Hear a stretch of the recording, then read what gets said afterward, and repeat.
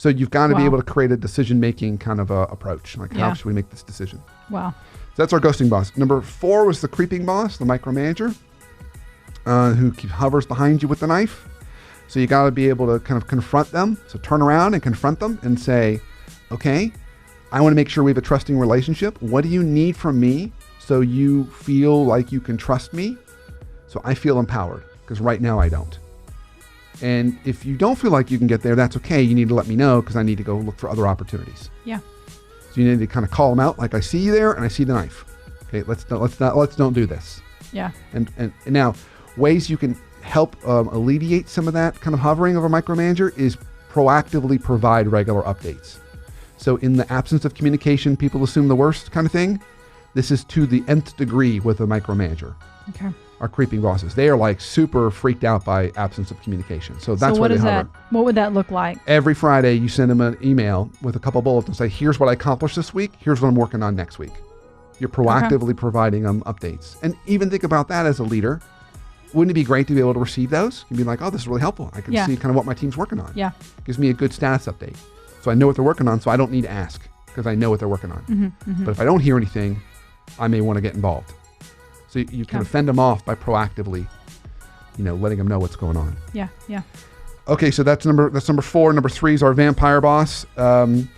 This one, Drink extra electrolytes. It's funny. The first 3 we talked about, you can kind of alleviate those. Yeah, but you're just now hitting me. The first 3 you can kind of alleviate those. The remaining 3, it's more about protecting yourself. Okay. You're not going to fix a vampire. You're not going to get them to not suck energy out of you or not be a narcissist. I did think of this when we were going through and you hit number 1.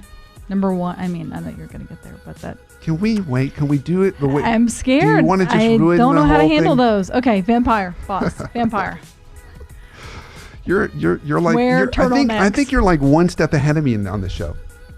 I think I just think you're on it today.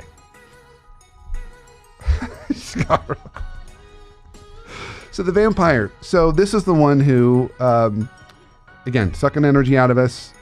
Wear turtlenecks. Just not getting to this. Yeah, you could wear turtlenecks. So here's the equivalent of wearing turtlenecks. So you want to keep your distance from these folks as much as you can. So let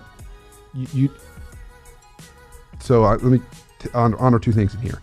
You can't, if you try and make them not feel like they're important, they will turn up the volume and try and make people think you're unimportant. Because they view, a narcissist views importance and spotlight as a scarce commodity. So either they get it or you get it. If they think you're getting it, then they're going to badmouth you and try and discredit you to make themselves look better. 2 people can't share the spotlight. 2 big vampires don't exist. If you think about vampire movies, it's never like, oh, there's 2. There's a king and a queen. No, there's not. It's always like a queen or a king. I mean, there's always one. Right. It's always one. So you need to make sure you're like, oh yeah, you're great. Kind of give them a little bit of kudos so they don't feel threatened, and then keep your distance so you don't get bitten. So what that means is you're going to go into a meeting with one, set a hard stop. Say, I got to get out of here in 10 minutes.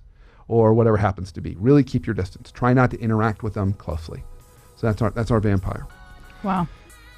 Frankenstein is very similar. We want to keep our distance because Frankenstein's just going to come around and kind of grumble and grouse, and we want to make sure that we're not too close because we're going to get in trouble. The trick about the Frankenstein, which makes it a little bit harder, is because while it'd be great to drive clarity on exactly what they want or need or expect, it's very hard to get them to articulate it. So they're not particularly good communicators, and they're kind of angry, kind of abusive types. So you want to try and learn from the people who seem to be good at keeping them happy, and even use those handlers to kind of help you. But you want to keep your distance and really learn from the people who've been kind of good at this. And finally, our number 1, the Dr. Jekyll, Mr. Hyde, the inconsistent boss. Get out of there. Yeah, you were just gotta get out of there. You're never going to be able to manage this person. You're never going to be able to quite make it work. Your best strategy is to look for a healthier boss. There's no way to really manage that one. That one I've now figured out an antidote for. And I don't think researchers have either. So that's the one that you really want to get out of there. The nearest exit out of that haunted house. Nearest exit.